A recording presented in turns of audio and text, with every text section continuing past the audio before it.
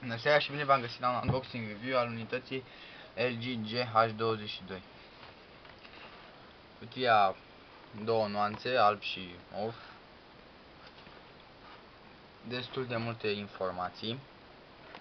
Viteze maxime, viteze de citire. Mai multe informații pe spate. Haideți să vedem ce este înăuntru. Avem așa.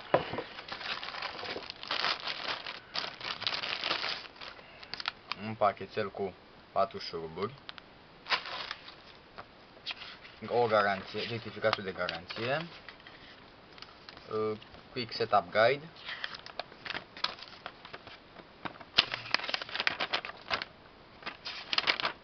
Mai multe instrucțiuni. Și un CD cu drivere și mai multe softuri. Da? Și să vedem și unitatea.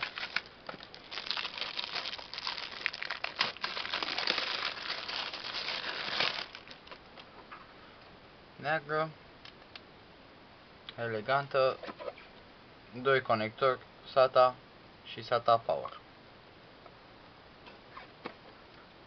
Cam asta este. Mai avem aici niște detalii. Și ăsta este DVD writer-ul LG GH22.